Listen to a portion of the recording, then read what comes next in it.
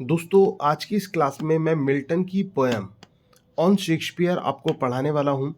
ये John Milton की poem है जो कि शेक्सपियर के बारे में मिल्टन ने लिखी है। इसमें जॉन मिल्टन क्या कहते हैं?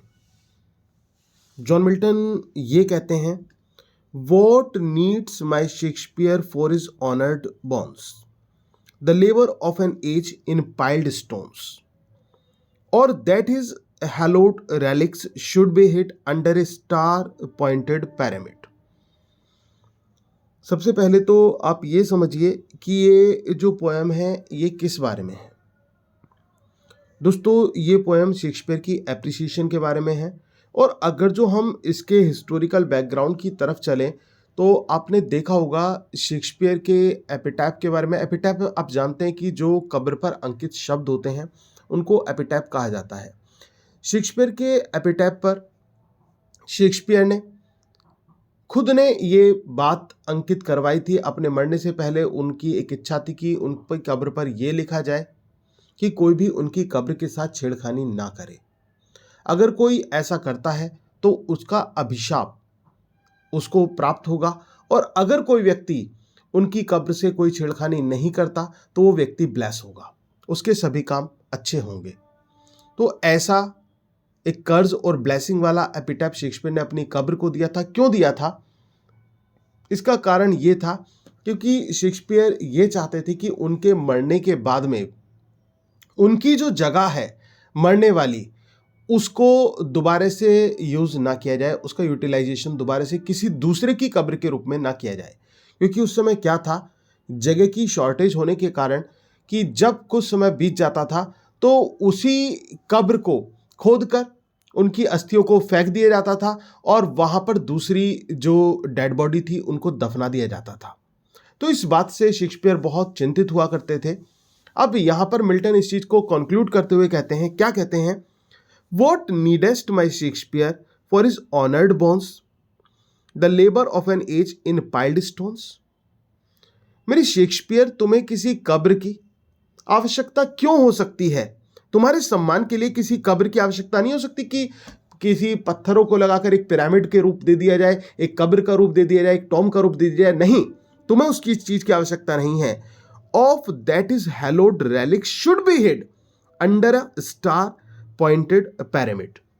क्योंकि तुम्हारा जो ग्रैंड वर्क है, तुम्हारे जो फॉलोवर्स हैं, तुम्हें जो चाहने वाले हैं, उन्होंने तुम्हारे लिए इतना सम्मान, इतनी मिसाल पेश की हुई है कि वही एक पिरामिड के रूप में है। यानी कि तुम्हारे वर्क से तुम्हारी जो पहचान है, तुम्हारे प्रति जो लोगों की चाहत है, वही तुम्हारे लिए क्या है, वो एक पिरामिड के रूप में है। Dear son of memory, great heir of fame. दोस्तों ये लाइंस बहुत इंपॉर्टेंट है, एग्जाम में पूछी जाती हैं। तो अक्सर यही लाइंस पूछी जाती हैं। क्या पूछा जाता है कि ये लाइंस कहां से ली गई हैं, किसने कही हैं?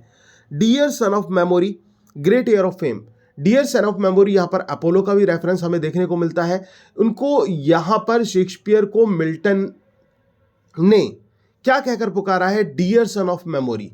डियर सन ऑफ मेमोरी कहकर वो पुकारते हैं। ग्रेट एयर ऑफ फेम और प्रसिद्धि के उत्तराधिकार कहकर पुकारते हैं किसको? शेक्सपियर को। What needest thou such weak witness of thy name. तुम्हें अपने नाम की इतनी एक कमजोर विटनेस की आवश्यकता कैसे हो सकती है? Thou in our wonder and astonishment has built thyself a live long monument. तुमने तो हमारे दिलों में ऐसी जगह बनाई है कि जो कि एक मॉन्यूमेंट के रूप में है, जो कि एक जीते जागते मॉन्यूमेंट के रूप में दिखाई पड़ती है। For whilst to the same of slow endeavouring art the easy numbers flow and that each heart hath from the leaves of unvalued book those Delphic lines with deep impression too। क्या यहां पर कहते हैं? वो ये कहते हैं कि तुम्हारी जो कला है, आर्ट ऑफ राइटिंग की यहां पर बात हो रही है, तुम्हारा जो तरीका है, तुम्हारी जो कला है और तुम्हारी जो पोएटिक लाइंस हैं, ईच इजी नंबर्स फ्लो, वो हर हृदय पे राज करती हैं, हर हृदय में बसती हैं। और तुम्हारी जो बुक हैं, जो बहुत बहुत ज्यादा प्रीशियस हैं, उन्होंने लोगों के ऊपर एक बहुत इंप्रेशन क्रिएट किया है, एक ऐसा इंप्रेशन जो कभी खत्म नहीं हो सकता, कभी समाप्त नहीं हो सकता। ऐसा इंप्रेशन तुम्हारी किताबों ने लोगों के मन पर किया है। Then thou our fancy of itself bereaving, dost make us marble with too much conceiving, so sepultured in such pomp dost lie that kings for such a tomb would wish to die। और वो ये कहते हैं कि तुम्हारी जो रचनाएं हैं वो दिलों में लोगों के इतना राज कर गई हैं, इतना बस गई हैं, इतनी बस गई हैं कि वो कभी उनका अंत नहीं हो सकता। और तुम्हें किसी चीज की, किसी भी और किसी विशेष रूप की या फिर किसी मॉन्यूमेंट की, किसी टॉम की, किसी फैंसी की, किसी चीज की तुम्हें जरूरत नहीं है। बल्कि जो राजा होते हैं, राजकुमार होते हैं, the kings for such a tomb would wish to die, वो ऐसे टॉम के लिए, ऐसे मकबरे के लिए, ऐसे इंप्रेशन के लिए जो तुमने अपनी किताबों से, अपनी रचनाओं से, अपनी पंक्तियों से क्रिएट किया है, उसके लिए वो मरना तक चाहेंगे, उसके लिए वो अपनी जान तक न्योछावर कर देंगे। तो तुम्हें किसी चीज की ऐसी जरूरत नहीं है। तो दोस्तों, ये जो पोएम है मिल्टन की, उसमें वो यही कहते हैं, ठीक है ना, उसमें वो शेक्सपियर के बारे में ये कहते हैं कि शेक्सपियर ने अपने आप को इतना स्ट्रॉन्ग बना लिया है कि उनको किसी कब्र की, किसी टॉम की, किसी मकबरे की, किसी चीज की जरूरत नहीं है। उनकी तो अपनी जो काव्यात्मक रचना है वही सबसे बड़ा उनका एक अचीवमेंट है। और दोस्तों, सही बात है कि जो एक पर्सनैलिटी होती है ना, जिनको बड़ी बड़ी हस्तियां कहते हैं, आप जॉन मिल्टन को पढ़ते हैं, आप शेक्सपियर को पढ़ते हैं, ठीक है ना, आप वर्ड्सवर्थ को पढ़ते हैं, आप मॉडर्न राइटर्स को पढ़ रहे हैं, ये, और आपने देखा होगा कि कुमार विश्वास जो कि आपके अपने पोस्ट मॉडर्न एरा में है, इतना नाम, इतनी शोहरत, एक हस्ती बन जाना, कैसे इंसान इतनी बड़ी हस्ती बन जाता है। तो दोस्तों, हस्तियां कोई पैदा नहीं होती हैं, हस्तियां बनाई जाती हैं, हस्तियां बनती हैं। आप हस्ती बनकर पैदा नहीं होते, या फिर कोई भी व्यक्ति हस्ती बनकर पैदा नहीं होता। हस्तियां बनाई जाती हैं, और बनाई कैसे जाती हैं? संघर्ष के साथ बनाई जाती हैं, मेहनत के साथ बनाई जाती हैं। और वो कौन? बनाने वाला कोई और नहीं होता, हम होते हैं। और दूसरा श्रेय उसका हमारे परिवार को, हमारे माता पिता को, हमारे गुरुओं को भी जाता है, जो हमें इस प्रकार के संस्कार और इस प्रकार के हार्ड वर्किंग नेचर प्रोवाइड करते हैं, जिससे हम उस सफलता को प्राप्त कर पाते हैं। तो दोस्तों, उड़ान भरो, उड़ान ऐसी भरो कि जो आपको ऊंचाई तक ले जाए, लेकिन उसकी जड़ें, उस उड़ान की जो जड़ें हैं ना, वो भी आपकी बहुत बहुत गहरी होनी चाहिए।